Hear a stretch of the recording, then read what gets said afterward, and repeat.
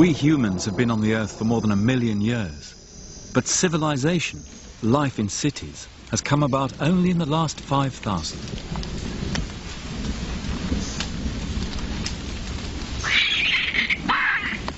Through history, civilizations rose and fell, carved out of nature, dependent on nature. In the end, nature took them back. But in the past few hundred years, one form of civilization, that of the West, has changed the balance with nature forever.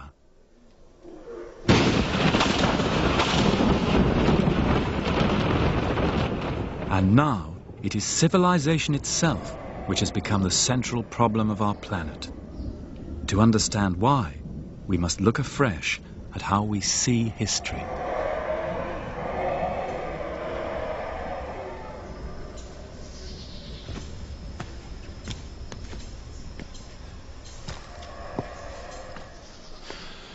In our time, at the end of the 20th century, many people in the West speak as if the future course of history has been settled. People talk of the triumph of the West, of the victory of liberal democracy and the free market, and even of the end of history. The questions which have concerned humanity for so long: what is society for? How should it be organized? What are human rights and freedoms? And how do they relate to nature and to the spiritual? These questions about the goals of life, it is said, have now been settled in favor of the values of the West. But there have been, and there still are, civilizations which have seen the world very differently. Civilization arose independently in a handful of places on the face of the earth. In Iraq, Egypt, India, China, and here in the jungles of the Americas. And the oldest and greatest of those, India and China, are still alive in the land of their birth. And each of those civilizations created a unique and distinctive vision of life, which forms a vital counterpoint to that of the West. This series of journeys is a search for those first civilizations and their continuing legacy.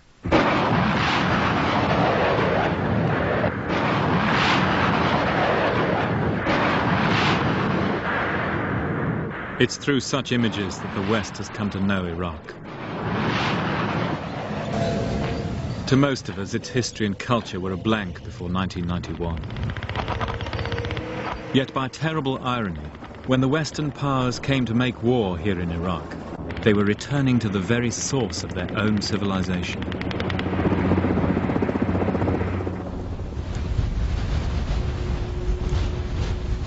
This journey was made on the eve of the Gulf War. It's a journey through Iraq and through Iraqi history, back to the origins of the first civilization. Searching in the present for clues to the past, and in the past for clues to the present.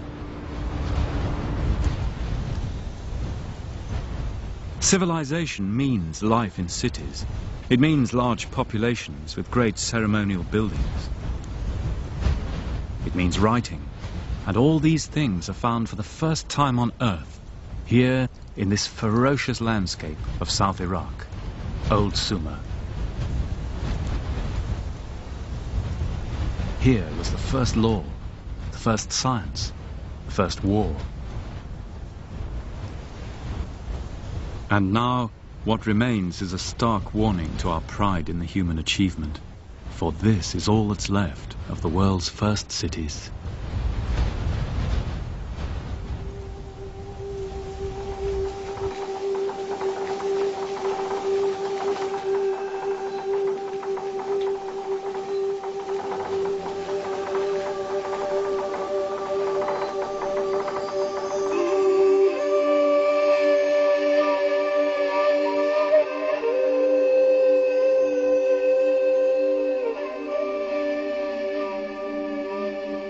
Civilization was born on the banks of two rivers, the Tigris and the Euphrates. Mesopotamia, as the Greeks called it, the land between the two rivers, had few other natural resources. No stone, no wood or precious metals, only water and a rich alluvial soil with which a hard-working people could transform a land of scarcity into a land of plenty.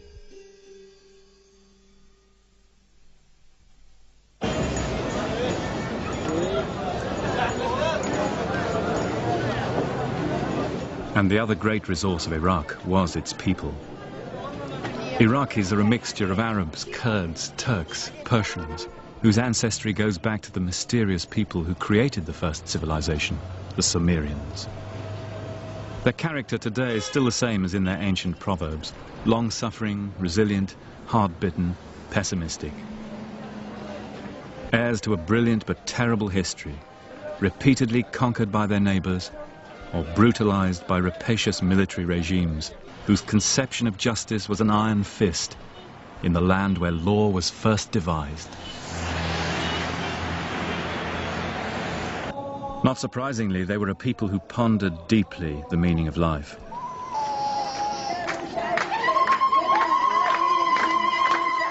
Iraq is matched only by India as a cradle of religions, rich alternative traditions which have all ended up living side by side.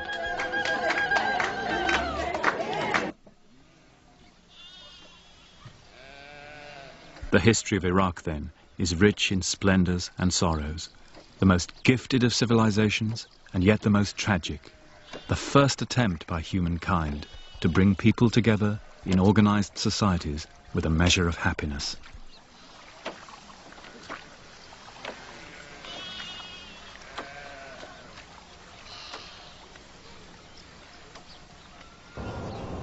Another key quality of civilization is continuity or rootedness.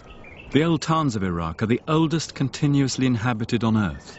And it was to places like this, Tel Afar, in the 19th century, that Western explorers came for the first time, looking for origins in the land which the Bible said was the cradle of the human race. Here at Tel Afar, at the dawn of Mesopotamian archaeology, in 1846, the English excavator Austin Layard, famous for his discoveries at the cities of Nineveh and Nimrud, climbed up here to the top of the citadel one evening. And as the sun set, he says, I looked out and counted over 100 Marns out there throwing their long and darkening shadows across the plain. Each of those mounds had built up over millennia with the accumulated debris of human settlements. The one on which this citadel is built has more than 50 feet of debris extending back 6,000 years. Perhaps nowhere, as here in Iraq, is there such a continuity. And some of those cities, out there in the plain to the south, were among the most famous in the history of the world. Ur of the Chaldees, Nineveh, Babylon, source of some of the greatest tales in our culture. The creation, the flood, the Garden of Eden, the Tower of Babel.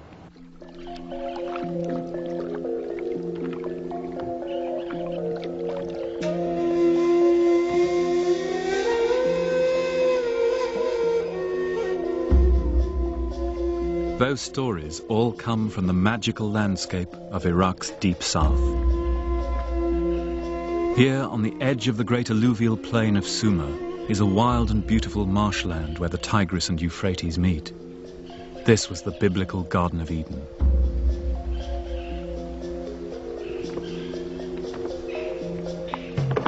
Up to the very eve of the Gulf War, it was still possible to enter this world and see a way of life preserved for thousands of years, since long before civilization, the Marsh Arabs. The Marsh Arab villages look much as the first settlements must have done. Man-made islands in freshwater lagoons, where they still live by fishing, raising water buffalo, cutting the reed beds, and cultivating the rich soil along the shores and levees.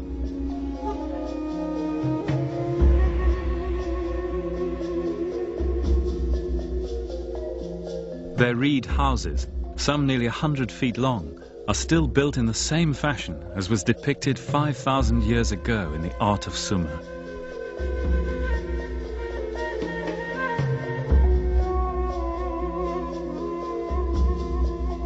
In this world of almost limitless potential, the book of Genesis says the first cities arose in the beginning, when God let dry land rise from the water.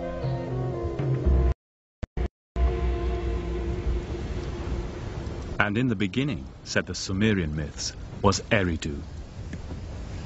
Legend said this was the mound of creation, the first land which arose from the primal sea at the beginning of time. Here was a sacred shrine which preceded the first cities, At the root of civilization is the temple. Eridu is lonely, windswept and abandoned today. But it was one of the most famous places in the history of Mesopotamia. Not only did the Sumerians believe that this was the site of the mound of creation, they thought that here kingship, that is political society, first came down to earth, and that here the arts of civilization were initially developed.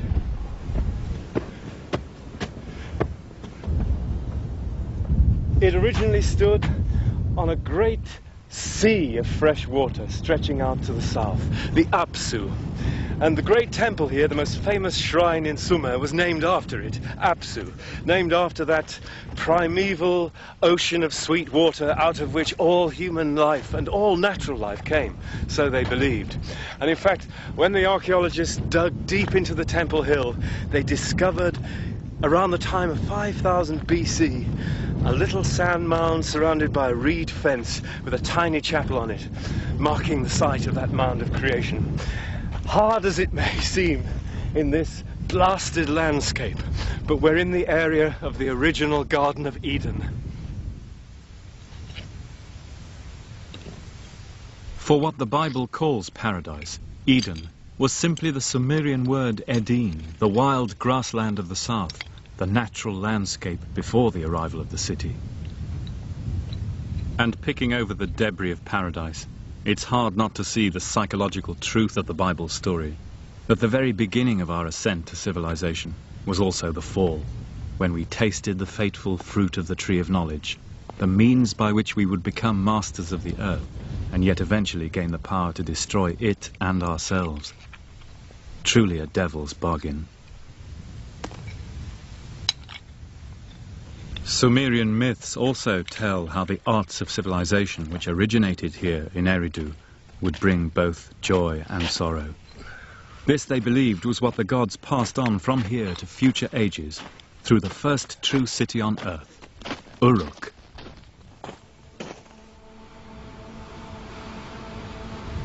To get to Uruk today, you cross southern Iraq, skirting Ur and Nasiriyah, names familiar now after the war of 1991.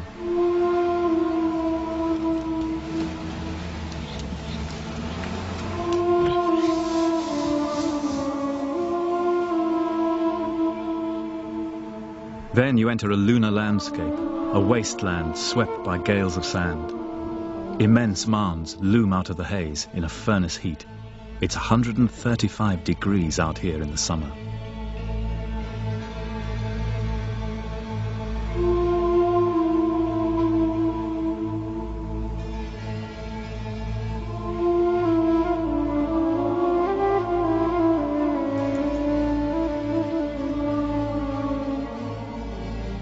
Finally, you come to a city gate, still visible after nearly 5,000 years. Its approach silted with a deep tide of pottery and bones.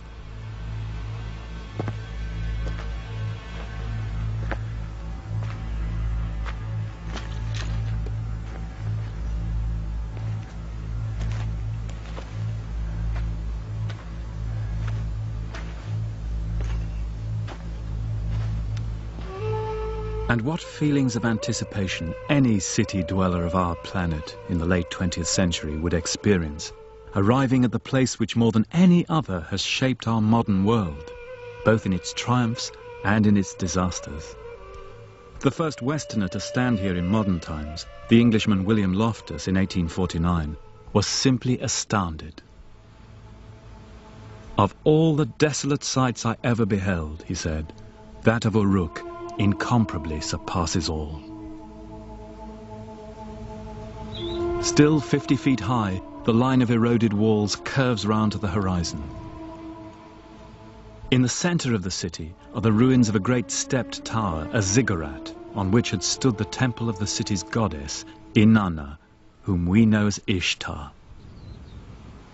The first city began as a religious center.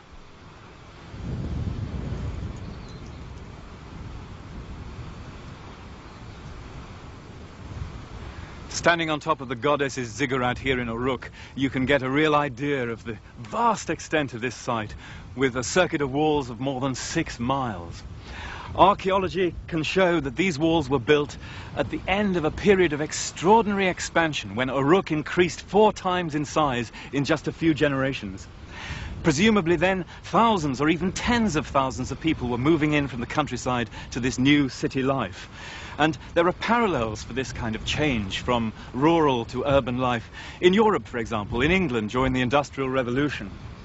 Scholars now believe that the population of the Euphrates plain may have increased tenfold in these crucial 200 years.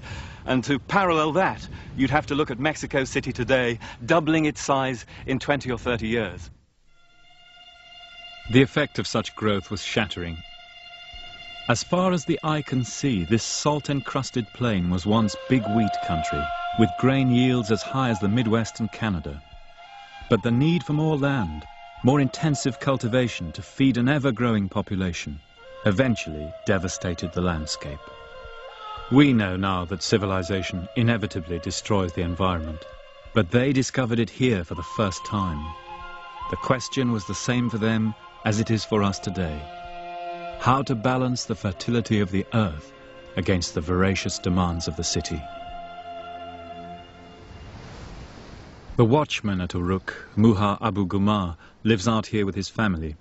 He belongs to one of the Montefic tribes who inhabit this part of the desert. His forefathers fought the Turks, the British, indeed anyone who tried to impose their rule on the south from the outside. Now what is this then? White temple. Yeah. And this is Sumerian? From Sumer, yeah. He knows the site like the back of his hand, down to the deep levels. These massive foundations of old Sumer. A stone-built storeroom from 3000 BC for temple food and beer. Alcohol is a Mesopotamian word. God, this is amazing, isn't it? So, after Parthi and... With the ups and downs of any living organism, the city lasted through to about 300 AD. But by the Arab conquest it was dead, after a life of over 5,000 years.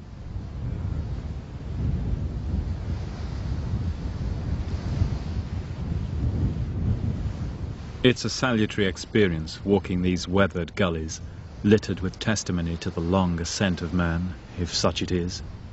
Here were enormous temples and palaces as big as cathedrals, their facades decorated with blue glazed tiles, just as you'll see today on the mosques of Iraq. This is from the Irigal Palace. So this is from the front of the wall of the palace. Oh my God. And from the Seleucid times. So this is when the palace was rebuilt after the time of Alexander the Great. 2000. More than 2,000 years old, isn't that astonishing? Thank you very much.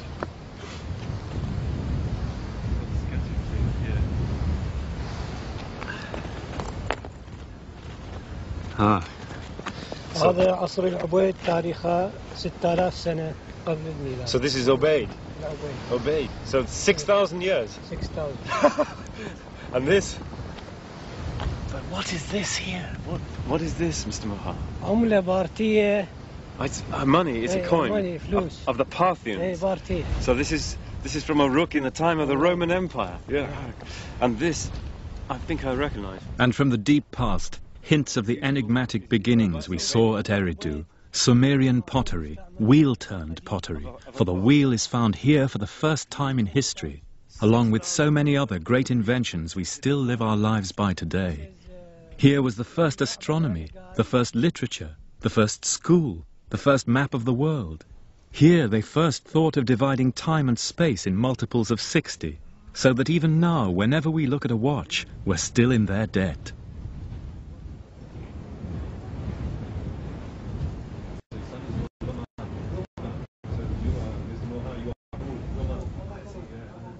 Inside Muha's guest hut, within the old walls, we're the only inhabitants of Ishtar's city tonight. It's wonderful to be here. And all these are your children, your little children. Hello. Even so, Muha still observes the gracious formalities of desert hospitality. Thank you so much for showing me around Warka. It's this wonderful sight. Iraqis have always been great storytellers, going back through the 1001 Nights to the world's first literature, the Epic of Gilgamesh. Gilgamesh built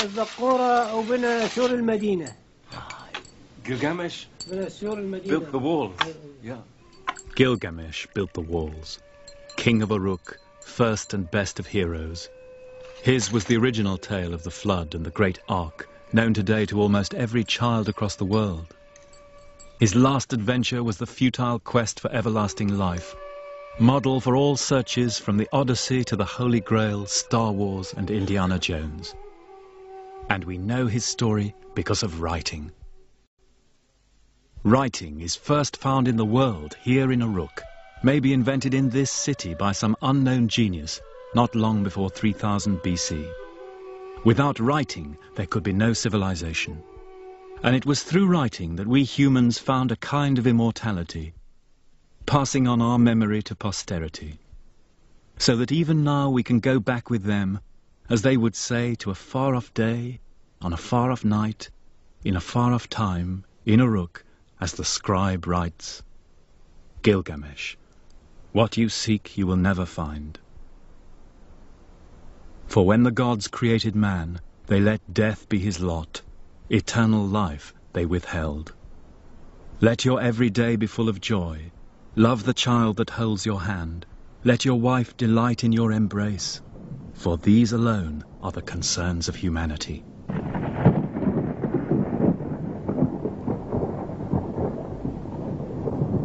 Erbil, the oldest continuously inhabited city in the world. It's one of several mud-brick towns in the north of Iraq, which have survived from the age of the first cities right up to our own time. Its great gate has been entered by conquerors from Alexander the Great and Tamburlaine to guerrilla armies in the recent wars in Kurdistan. Its mud-brick walls and houses, fallen and rebuilt so many times over the years, that the city now rests on a mound 100 feet deep in debris. Here, at the end of the 2nd millennium AD, is the very image of the first urban life on Earth. Massive burned brick walls towering over the plain. If you could have flown over the densely packed workers' quarters of Uruk, Nippur, or Ur of the Chaldees, this is what you would have seen.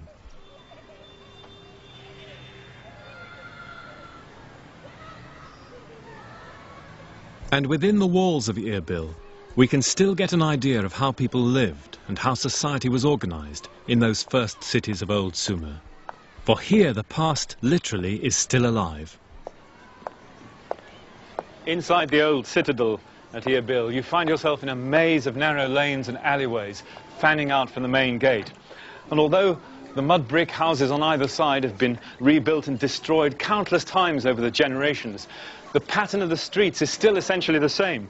There are 800 families here today, that's 4,000 people, organized into neighborhood wards just as they were in Ur and Nippur. So these were small-scale, face-to-face communities which knew each other or were related by kinship or marriage or from the old village, perhaps with a local shrine and a tiny little market, rather like later Islamic cities where each ward had its mosque, its souk and its bath.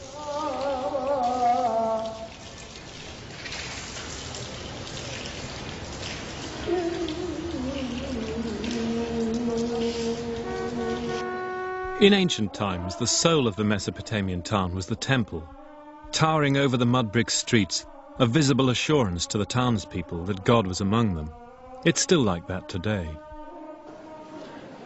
The Al-Mullah family has run the mosque here in Erbil for 600 years.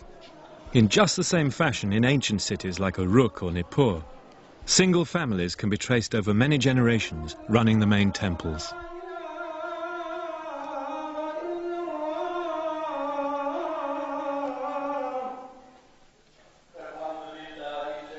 In this little corner of Iraq, the gods have come and gone. Ishtar, Zoroaster, Yahweh, Jesus, and now Allah.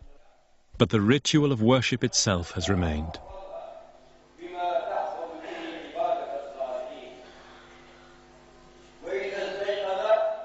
And on this spot where the oracle of the goddess Ishtar once stood, there's been continuous worship for longer than anywhere else in the world. In such continuity, perhaps, lies one of the defining qualities of civilization.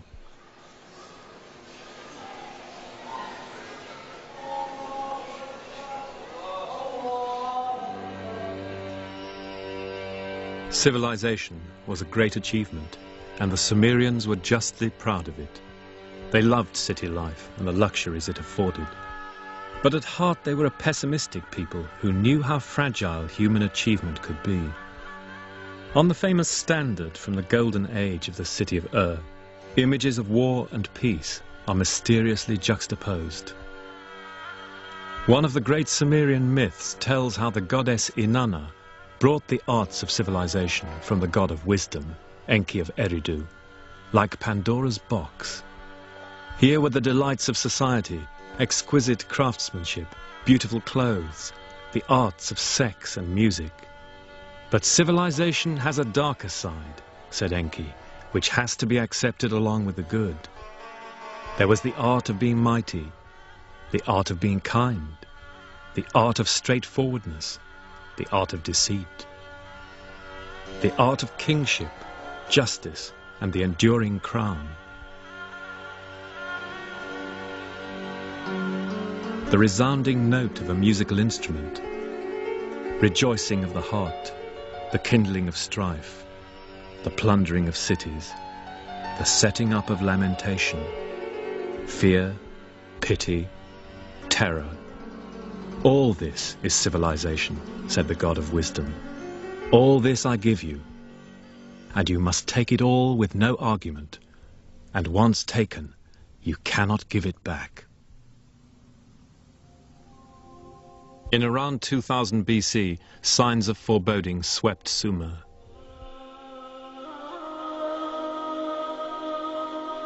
Too much agricultural land had been ruined, inflation set in, famine, economic collapse. Evil, wrote the king Ibisin, is descending on our land.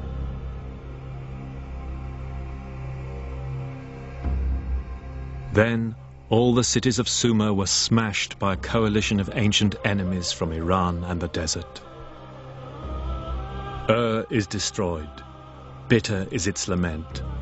The country's blood now fills its holes like hot bronze in a mold. Bodies dissolve like fat in the sun. Our temple is destroyed. The gods have abandoned us like migrating birds.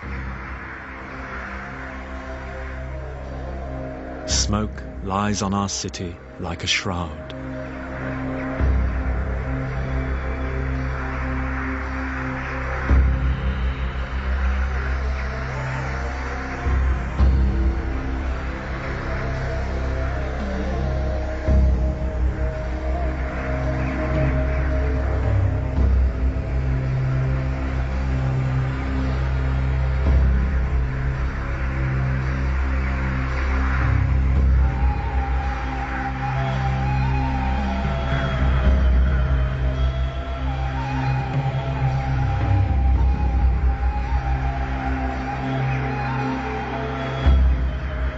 Their lament has echoed down the ages, to be heard again at Troy, at Dresden, at Hiroshima. And how loaded with meaning it is for we of the late 20th century. For now we too have seen the columns of smoke hanging over Mesopotamia like a shroud.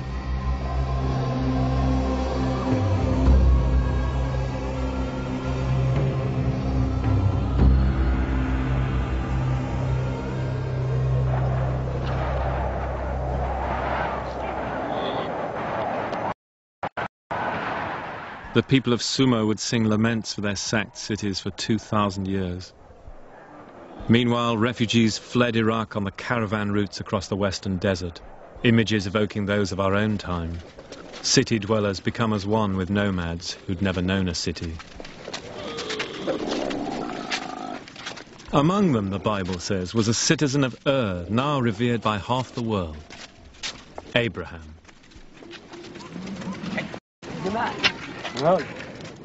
Witnesses to the ruin of civilization, faced by the unyielding harshness of nature.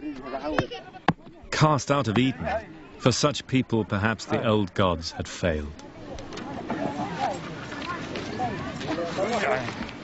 For Abraham, son of an idol maker in the old city of Ur, the disaster sowed the seeds of an idea which would change the world.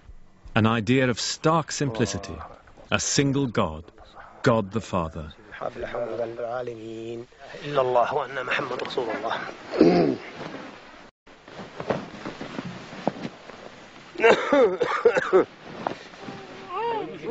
Abraham took his idea with him as he migrated to Palestine. And now, ironically, he's viewed as the founding father by Jews, Christians and Muslims alike. For Abraham was the first man to make a covenant with God. It was perhaps Iraq's greatest legacy to the world.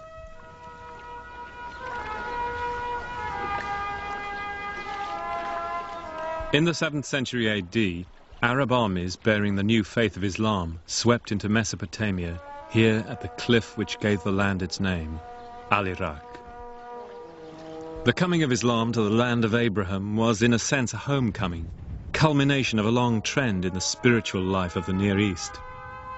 Babylonians, Assyrians, Greeks and Persians had all ruled this intractable brown land in long cycles of growth and decay.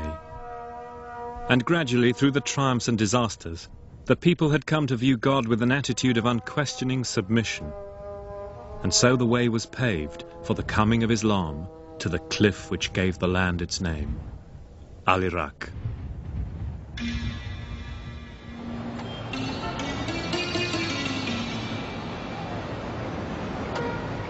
After the Arab conquest in the south of Iraq, Old Sumer, Islam took on a distinctive local form which remained true to its ancient past, Shi'ism.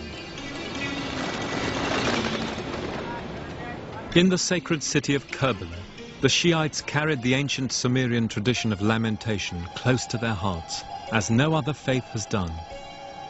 And so it had been for thousands of years before Islam. Even the physical appearance of the great mosque of Imam Hussein at Karbala recalls the buildings of Old Sumer, with its mosaics and the same blue tiles which had adorned the shrines of Uruk.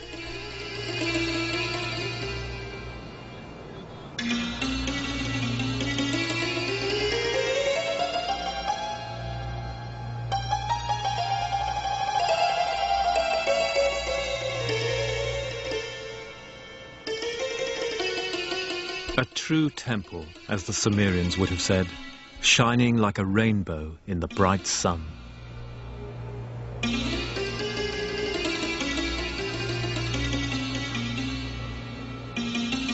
Shi'ism remains today the religion of the farmers and peasants of southern Iraq, Old Sumer, ruled since the Arab conquest by Sunni Muslim masters in Baghdad.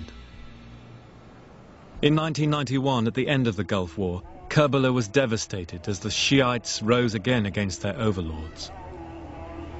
Once more, the sacred shrine of Sumer was sacked and desecrated. And as so often before, the people of the south were left to lament.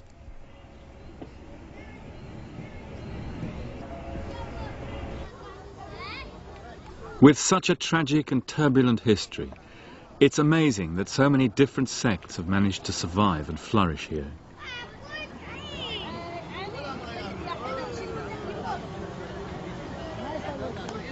This is a Mandean wedding.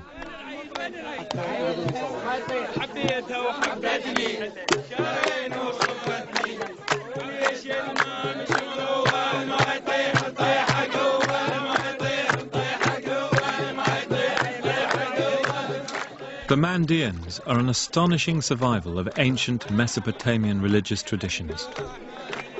You could say they're the last of the Babylonians, but they also put us in touch with the baptismal customs out of which Christianity arose. For like Jesus, they call themselves followers of John the Baptist. Their wedding ceremonies are accompanied by full immersion in the Tigris, which in commemoration they still call the Jordan.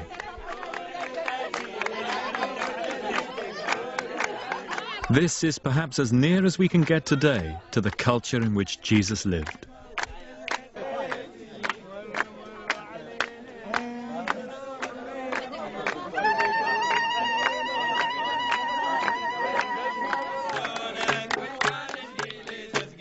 The Mandaeans are a reminder of how pluralism and tolerance are essential qualities of civilization.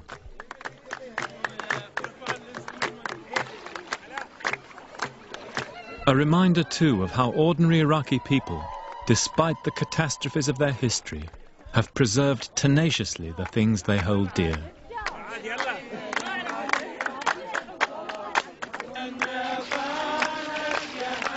Life is victorious, says their marriage service. And indeed, what if a man gain the whole world and lose his soul?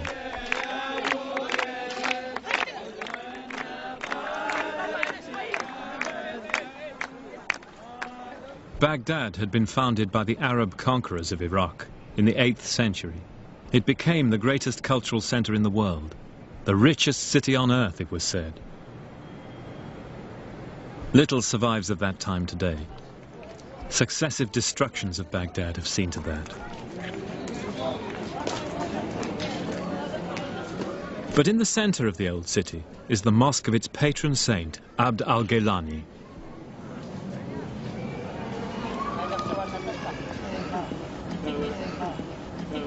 This was built at a time when colleges and philanthropic institutions were created throughout Islam before the universities of the West, before Oxford, the Sorbonne and Bologna. The civilized atmosphere of its courtyards brings to mind the great scholars of the past who learned and taught here, scholars who translated the sacred books of the Jews and Christians, as they said, that we might better understand the decisions of God. Humane learning, wrote one of them, Abd al-Latif, leaves an aura like a ray of bright light shining on those who come after.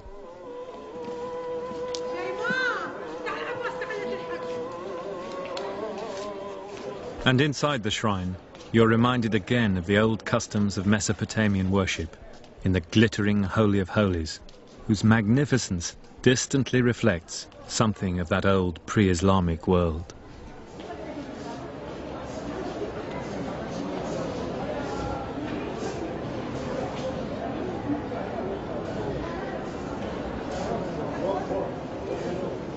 Saint, poet and mystic, al-Gaylani was founder of one of the great Sufi orders. And to pause for thought here in his shrine is to feel what a dynamic force Iraqi Islam, Shia and Sunni has been through history. But now, at the end of the 20th century, however much the rich and complacent West may wish it otherwise, Islam is once again a great power in the world. A beacon for the dispossessed peoples of Asia and Africa, an idea for which people still live and die. From the time of Harun al-Rashid, Baghdad was one of the 3 greatest cities in the world, along with Constantinople and Xi'an in China. And like them, it was one of the great transmitters by which the cultural legacy of the ancients was passed on to the medieval and modern world. It's often forgotten in the West, but much of the Greek scientific and philosophical legacy was passed on to us by Arab scholars. And here in Baghdad in particular, the Mesopotamian legacy in astronomy and mathematics is found in medieval Arab texts, like this one. The library here at the Gaylani Mosque was founded in the 12th century, and some of its books date from that time, like this beautiful Quran.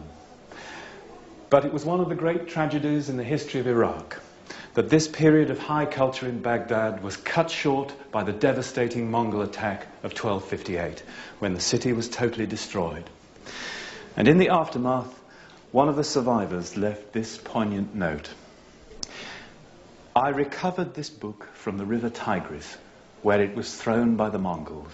Year of the Hijrah, 656. That's 1258 in the Western calendar. I am poor for the mercy of God. Muhammad Abdul Qadr from Mecca. A testimony to enduring faith, not only in God, but in the power of the written word to create civilization.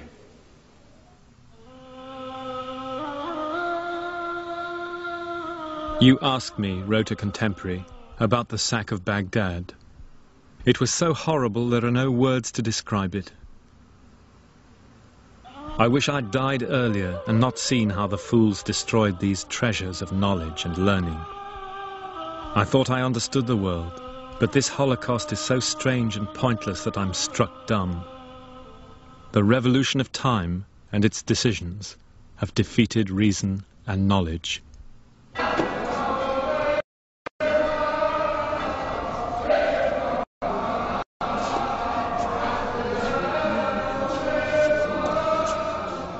The destruction of Baghdad in 1258 and the wrecking of the irrigation canals was a turning point in the history of the Middle East. There's no doubt, said a Persian writer, that even if for 1,000 years to come no evil befell Iraq, it will not be possible completely to bring back the land to the state it was before. By the end of the 16th century, Iraq, the cradle of civilization, had sunk to the lowest level. The old cities of the south were dead, the land had returned to desert. 400 years of Ottoman rule left it plundered by a greedy military. The great events of the Renaissance, the Enlightenment, the discovery of the New World passed it by.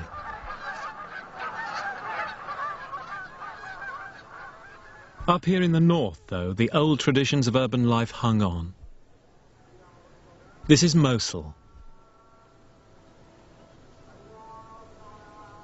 The 12th century Arab traveller Ibn Jubayr describes its lovely river frontage, with latticed windows and balconies. There could be no finer or more beautiful place than this, he said wistfully, to sit in the evening overlooking the river Tigris, talk to the people here who are cheerful, soft-spoken, kind and generous to strangers, fair in their dealings, civilized people.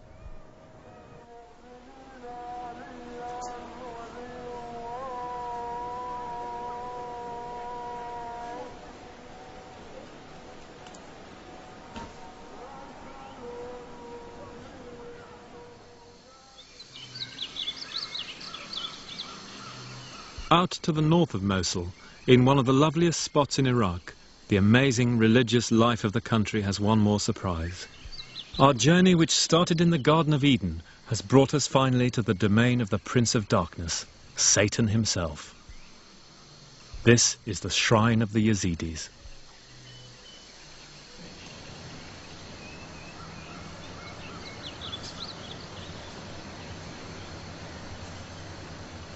On the wall of the Yazidi temple, the place of honor goes to none other than the serpent from the Garden of Eden.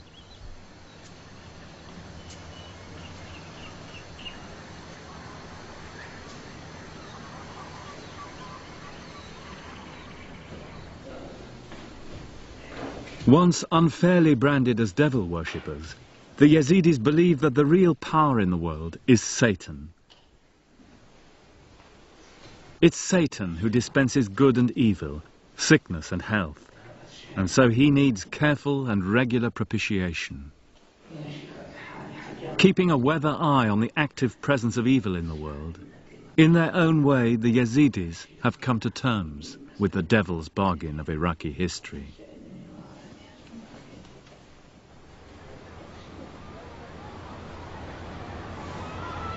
After all its great achievements, Iraq reached the modern age like a society stopped in time. Right up until the 1920s, its ancient towns looked no different from those of the 3rd millennium BC, save that the ancients built bigger and better and had a higher standard of living.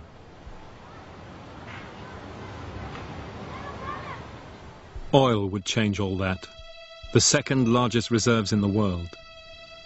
And with independence, Iraq once again became a name on the world stage.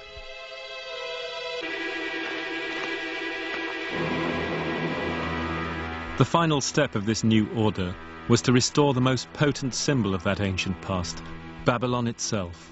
Babylon the Great, as the Book of Revelation calls it, the mother of harlots and the abominations of the earth.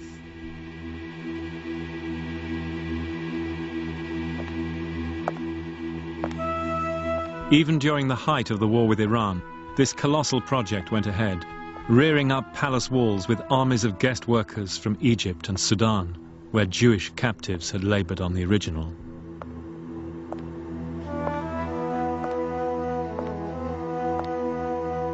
And in the rebuilt palace, every 50th brick was stamped in Arabic, restored in the era of Saddam. Just as in 600 BC, Nebuchadnezzar had advertised his own Babylonian revival for posterity.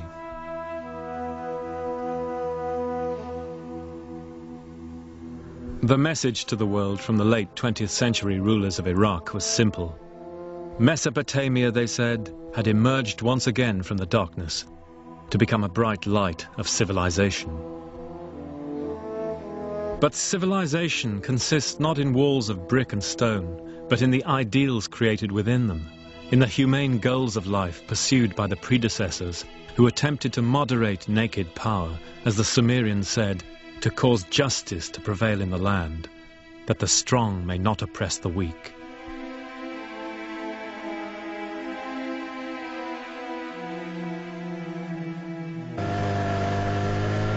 On the eve of the Gulf War of 1991, I returned to the marshes of southern Iraq. They'd been ravaged and then drained in the aftermath of the war with Iran. The water level had sunk. The waving green reed beds were now shriveled and brown.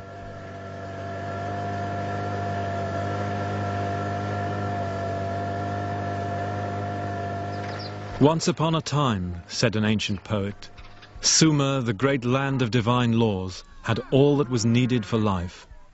You, Sumer, set the ideals of civilization upon humankind, lofty ideals, robed in enduring light. Once upon a time, when there was no fear, no terror.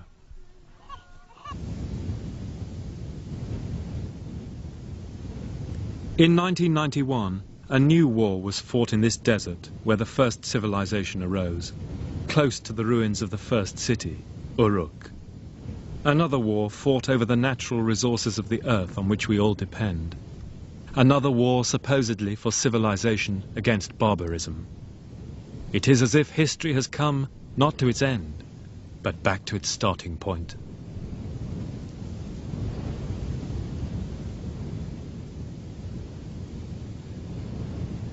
Viewed from across the plain today, Uruk, the first city of the world, the city of Genesis, seems like a great source of energy whose power is exhausted.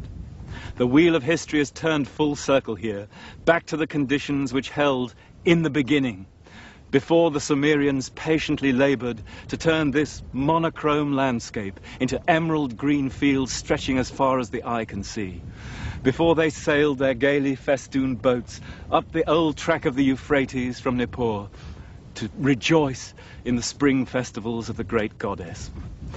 As they saw it themselves, this was a heroic age, the age of Gilgamesh and the first city builders. And we city dwellers of the late 20th century in London and New York, Paris and Tokyo can take a vicarious pride in their achievement. But it is this desert landscape of Uruk which is the spectre facing the children of the 21st century.